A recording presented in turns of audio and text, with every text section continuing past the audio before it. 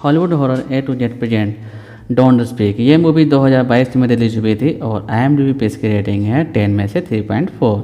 Movie के starting में हमें एक घर दिखाया जाता है जहां माँ बेटी काम कर रही होती है। फिर उसकी बेटी घर के बाहर कपड़े सुखाने जाती है, तभी वहां एक अजीब तरह का क्रिएचर आता है जो इसे मार देता है। फिर उसकी मॉम अपनी बेटी को ढूंढने बाहर आती है। वो उसे आवाज़ भी देती है लेकिन वो नहीं रहती है। फिर उसे कुछ साउंड सुनाई देती है जिससे वो काफ़ी देर डर जाती है। वो अपने घर के अंदर आ जाती है और डोर क्लोज कर देती है और लाइट्स भी बंद कर देती है। फिर वो कबर्ड से गन निकालती है। वो स्टेप के ऊपर गन करके जाने लगती है, तभी उसे पीछे से किसी की गुर्राने की आवाज़ आती है।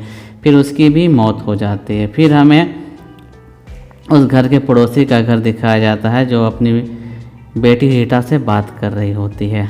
वो अपनी माँ के पास आना चाहती है। फिर वो अपने कार से आने का डिसाइड करती है। फिर फ़ोन कट हो जाती है। उसके बाद रीटा की मॉम को भी किसी के गुर्राने की आवाज़ आती है। फिर हमें रीटा के फैमिली को दिखाया जाता है जहाँ उसका पति और उसके बच्चे भी होते हैं, साथ में उसकी बेटी का बॉयफ्रेंड भी होता है। वो सब सफ़र पर निकल पड़ते हैं। फिर वो लोग बीच रास्ते में रुकते हैं।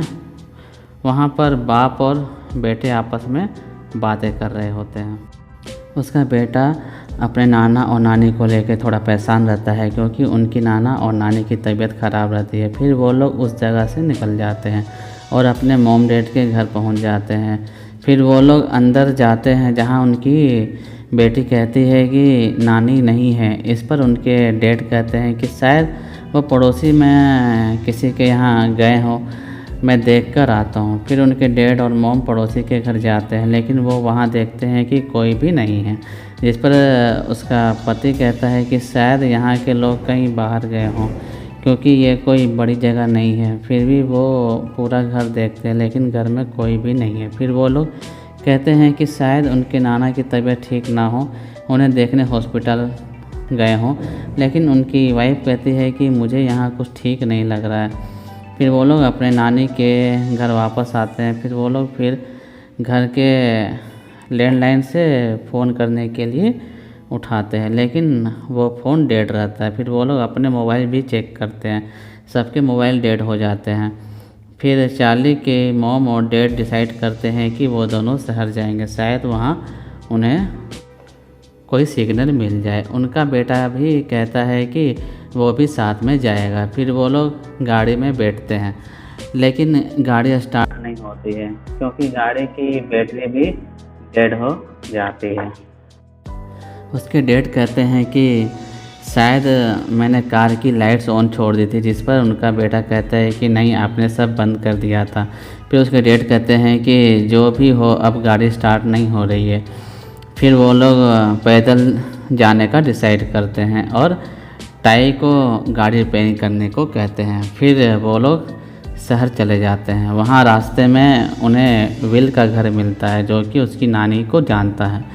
यहाँ उसकी मॉम कहती है कि यहाँ कितना सन्नाटा है, पूरी दुकान जो रहती है वो सब भी बंद होती है। फिर उनका बेटा कहता है कि पीछे का दरवाज़ा खुला है और इधर टाई और चार्ली गाड़ी रिपेयरिंग कर रहे होते हैं लेकिन उन्हें कार में कोई प्रॉब्लम नज़र नहीं आती है सिवाय इसके कि वो स्टार्ट नहीं हो रही है। और इधर ये लोग घर के अंदर विल को खोजने लगते हैं। फिर वो देखते हैं कि गेट के ग्लास पे ब्लड से किसी का हाथ का निशान बना हुआ है। वो लोग काफ़ी डर जाते हैं, उन्हें कुछ समझ नहीं आ रहा होता है। तभी उनके डैड के सामने विल आ जाता है जो पूरी तरह से घायल होता है। वो कहता है कि उन्होंने लैब में कुछ बनाया था जिसके बारे में उसे पता चल गया था। वो उसे यहाँ से चले जाने को कहता है और फिर उसकी भी मौत हो जाती है। और इधर चार्ली आसपास विलेज में देखने जाती है। वहाँ उसे जंगल में एक घर मिलता है, वो उसके अंदर चली जाती है। असल में वो एक खंडहर होता है। उसके हाथ से एक कांच का गिलास नीचे गिर कर टूट जाता है जिसकी आवाज़ वो क्रिएचर भी सुन लेता है और उनकी तरफ आने लगता है, जिसे चार्ली देखकर भागकर एक जगह में छुप जाती है। लेकिन वो क्रिएचर वहाँ भी पहुँच जाता है। वो क्रिएचर देख नहीं सकता है लेकिन वो सुन सकता है। चार्ली वहाँ से भागकर एक दूसरी जगह चली जाती है। वो वहाँ देखती है कि उसकी नानी को जाल में बांधा गया है। वो उसे हेल्प मांगती है और इधर चार्ली के डैड अपनी फैमिली से कहते हैं कि यहाँ कुछ बहुत बुरा हुआ है, उन्हें यहाँ से जाना होगा। और इधर चार्ली को दिखाया जाता है जहाँ उसकी नानी उसे यहाँ से भाग जाने को कह रही होती है। तभी वहाँ पर वही क्रिएचर आ जाता है और उस पर हमला कर देता है। वो चार्ली को बुरी तरह से नोचने लगता है और उसके मुंह से एक अजीब तरह की लिक्विड भी निकलती है। वो किसी तरह से वहाँ से भाग जाती है लेकिन वो घायल रहती है। वो क्रिएचर भी उसके पीछे आने लगता है। चार्ली भागकर टाई के पास आ जाती है और उसे भी भागने के लिए कहती है, लेकिन उसे कुछ समझ नहीं आ रहा होता है कि क्या हुआ है। फिर वो लोग भागकर अपने कार के साथ लगे हुए बस ट्रॉली में आ जाते हैं। वहाँ चार्ली उसे कार की चाबी लेती है और अंदर चली जाती है, लेकिन टाई बाहर ही रहता है। चार्ली उसे भी अंदर आने के लिए कहती है, लेकिन जैसे ही वो अंदर आने लगता है उस पर क्रिएचर हमला कर देता है और उसे मार देता है। फिर वो क्रिएचर उस बस ट्रॉली को बुरी तरह से हिलाने लगता है, जिससे चार्ली डर जाती है और चीखने लगती है। इधर उसके मॉम डैड भी वापस आ जाते हैं। वो उसकी चीख सुन लेते हैं। वो भी उस बस ट्रॉली के पास आ जाते हैं। वो वहाँ पर ट्रॉली पर पंजों से खरोंचने के निशान को देखते हैं। वो एक दम से शांत हो जाते हैं। फिर उसके डैड धीरे से गाड़ी की दूसरी तरफ देखते हैं कि टाई मरा हुआ है और वो क्रिएचर उसकी बॉडी को खा रहा होता है। वो लोग चुपके से घर में वापस आ जाते हैं। वहाँ उनके डैड कहते हैं कि वो जो कोई भी है वो हमें साउंड के थ्रू हमें पहचान रहा है, इसलिए हमें बिल्कुल भी आवाज़ नहीं करनी है। फिर थोड़ी देर बाद वो क्रिएचर वहाँ से चला जाता है। फिर उसके डैड बस ट्रॉली के पास जाते हैं और अपनी बेटी को बस ट्रॉली से बाहर निकालते हैं। फिर वो लोग वापस आने लगते हैं। तभी वहाँ वही क्रिएचर आ जाता है। इस पर उसके डैड चार्ली को कहते हैं कि तुम अंदर चले जाओ। वो क्रिएचर उनके डैड पर हमला कर देता है और चार्ली अंदर चली जाती है। वो क्रिएचर उनके डैड को घायल कर देता है। फिर उसकी मॉम चार्ली से नानी के बारे में पूछती है, जिससे वो कहती है कि उसकी नानी जिंदा है और वो यार्ड में है। फिर उसकी मॉम कहती है कि हमें नानी को बचाना होगा, लेकिन उनको बेटा कहता है कि हम उन्हें कैसे बचाएंगे। तभी उनकी मॉम कहती है कि वो आवाज़ से हमारे पीछे आते हैं, अगर हम कोई गलती नहीं करेंगे तो हम नानी को बचा पाएंगे और साथ ही तुम्हारे डैड को भी ले आएंगे। उनका बेटा उनसे पूछता है कि वो क्रिएचर आपको पता है। तब उसकी मॉम कहती है कि जब वो बच्ची थी तब पास के बैरक से दूर रहने को कहा जाता था। असल में वो एक लैब प्लेस था जहाँ कुछ अजीब टेस्ट किए जाते थे। फिर उसकी मॉम वहाँ से चली जाती है और अपने बेटे को अपनी बहन का ख्याल रखने को बोलती है। फिर हमें चार्ली को दिखाया जाता है, जिसके बॉडी में कुछ चेंजेस होने लगते हैं।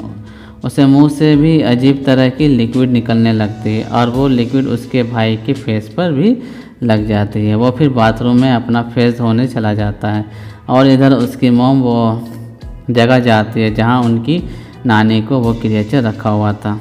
वो उनके पास जाती है और उन्हें शांत रहने को कहती है। तभी वहाँ वही क्रिएचर आ जाता है। वो ड्रम के अंदर छुप जाती है और इधर चार्ली अपने हाथ को एक चाकू से काट रही होती है और उनके हाथ के अंदर से अजीब तरह का कुछ निकल रहा होता है। और इधर उसकी मॉम उनकी नानी को उस जालनुमा पिंजरे से निकाल रही होती है। तभी वहाँ बहुत से कीड़े मकोड़े निकलने लगते हैं जो उनकी नानी के पेट से निकल रहे होते हैं।